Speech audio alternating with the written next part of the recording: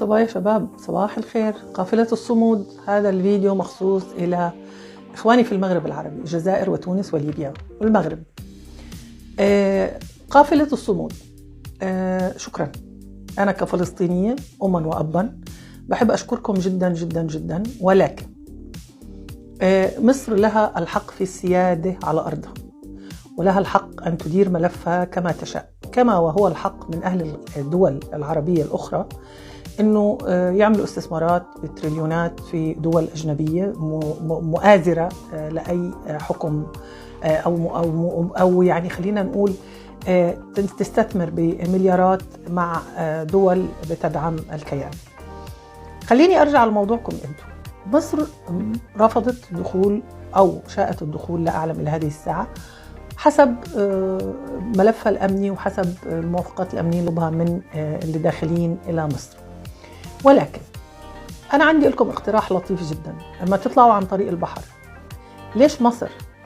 أنا ضد أنه تدخل قافلة بالسيارات إلى أرض مصر، لأنه لو فيها 99 شريف ففيها عميل وواحد عنده أجندة ومخطط، ومش أشراف روما، وإلا كنا أصلحنا من دولنا نفسها.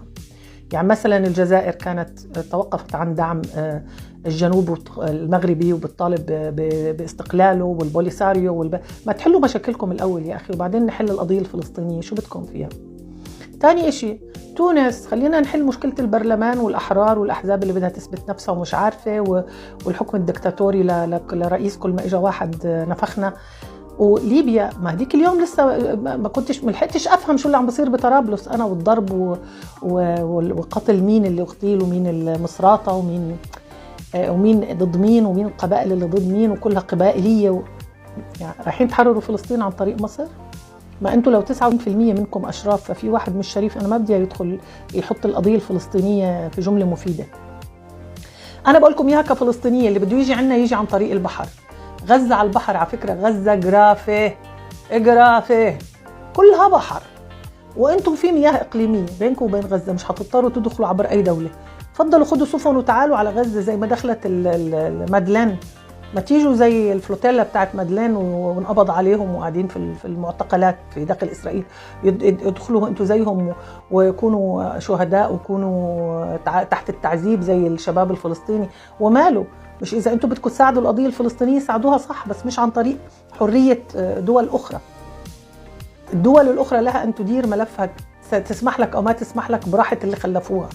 إنما أنت مش من حقك أنه أنت تجبر دولة أنها تدخلك وتتهمها بالعمالة وتتهمها أنها بتطيخ مسمر على راسك، واللي بده يعمل يا حبيبي جمال بده يعلي باب داره، وهيك بيقولوا عنا فلسطين. اللي بده يجي عنا عشان يدافع عنا يجي عن طريق البحر، ما بيحوشوا بيننا وبينه إشي، تقبر نطلع على طول من عندك على عندي. هذا أول إشي. تاني إشي، ولا هي موانيكوا بس للهجرة غير الشرعية يما، كل يوم شخطورة واصلة ما فيش عليها ناس، كل يوم شخطورة على البر ما فيش عليها. امبارح أقسم رب العزة شفتها بعينينا، شايفينها أولادي، سفينة مكتوب عليها بني غازي. سؤال، ولا هي بس الموانئ للهجرة الغير شرعية ولا تصلح للدفاع عن فلسطين؟ زي ما طلعت من إيطاليا مدلين، اطلعوا انتوا سموا لي واحدة فتح الله وواحدة فرج الله وواحدة حسب الله، حسبي الله عليكم. وبعدين تعال هون منك إله، تعال يا عكروت انت وياه، مش لتحل مشاكلك. ولكم كلكم 5 مليون واحد في ليبيا، عندكم بترول بكفي الخليج كله، وكلكم تحت خط الفقر. ولا الجزائر اللي عندها 9 احتياطي بترول في العالم، وعندها ثاني احتياطي غاز في العالم، وعايش على 100 وال200 دولار و300 $. كلموني عنكم شوي، كلموني عن مواردكم اللي انتم بتفكروا. فلسطين حرة على فكرة حبيبي، بداش حد يدافع عنها.